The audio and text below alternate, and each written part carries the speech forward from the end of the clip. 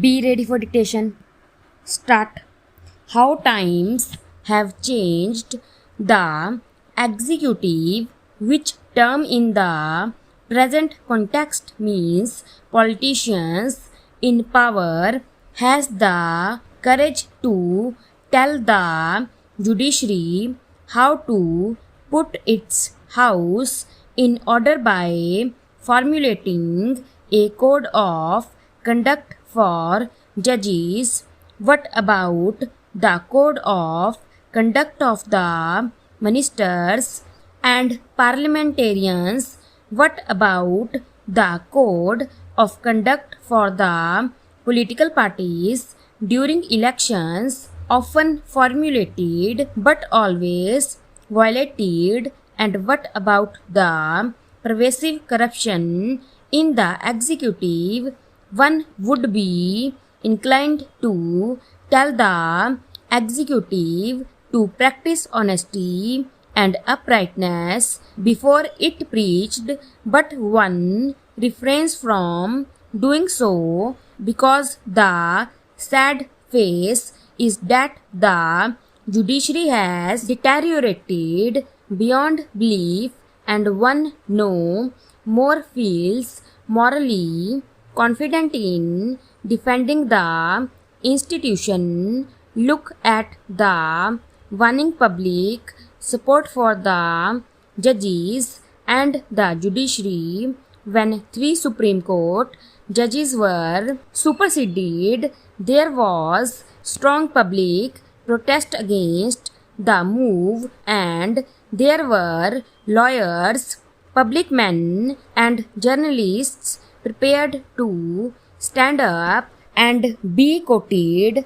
When there was the move, the transfer High Court judges, this was viewed in the correct perspective as a serious attempt further to discipline the judges. This instrument was liberally used during the emergency, though because of the censorship, formal and informal, the fact of the transfer of 16 judges did not come to light. It was heartening to discover that there were brave judges in the High Court who were prepared to pay the price for their uprightness. The nation owes a debt of gratitude to them. The full story of how the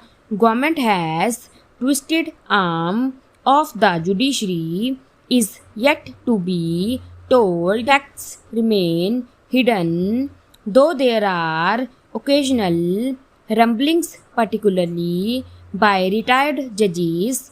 Mr. Judge Jagan Mohan Reddy has gone on record as saying that there was an attempt by the government of influence the Keshav Nand Bharti judgment, and that some judges were party to it. We all know how an attempt was made by the then Chief Justice to review the Keshav Nand Bharti judgment by the large bench, but the move was hastily abandoned, perhaps because it needed majority in favor of the review was not in sight. And we all know what the Supreme Court did in the ADM Jabalpur case, in which it was held that even the citizens' right to life and liberty got suspended during the emergency. We all know that dissenting voice of Justice H.R. Khanna, which is a darkest period of Indian polity as such, and we all know what the Supreme Court did in the S.P. Gupta case, commonly known as the Judges case. The judiciary surrendered its final right of appointment to the executive. One of the unstated reasons was that some of the judges constituting the bench had more faith in the executive than in their own Chief Justice. They critically talked in private about their judges, and the government not only gleefully grabbed what it was given on a platter but started reducing consultation with the Chief Justice into a farce. There was wheeling and dealing or casual consultation on the telephone. Mr. Justice Venkat was not consulted about the elevation of Mr. Justice Ramaswamy, now in the news, to the Supreme Court. The point is simple. So long as the public was convinced that the judiciary was more signed against that signing, at least the more upright people came to its defense.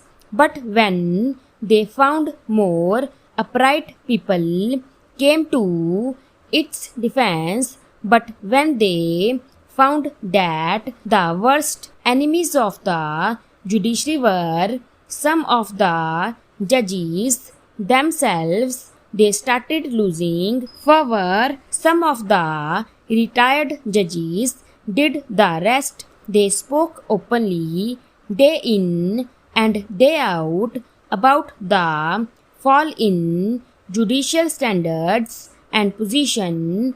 Honorable Chief Justice was persuaded that one way of cleansing the judiciary was to transfer about 80 High Court judges. A contempt case was moved against him in Mumbai, but the judgment went in his favor. Then there is Mr. Justice Krishan Iyer, who has been speaking bluntly about his robed brethren and their various acts of omission and commission. The question of judicial accountability is a pertinent one. The Constitution put the higher judiciary on a pedestal. A High Court or Supreme Court judge cannot be punished for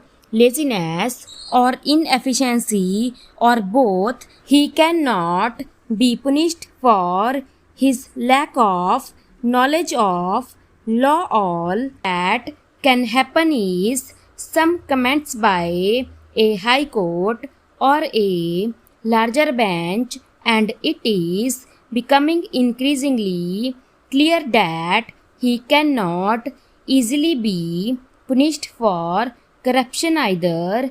He has to be impeached through a difficult process, now made much more difficult by the Supreme Court through its ruling on the subject. It is in this background that the Law Minister's suggestion for a code of conduct for judges needs to be viewed. The timing is perfect. Public sympathy for judges is virtually non-existent, having rested its wanted on matter of appointments and transfers. The executive is further trying to humiliate the judges by focusing public attention on their more soft sides, and the points chosen for the proposed code are empirical based. Stop.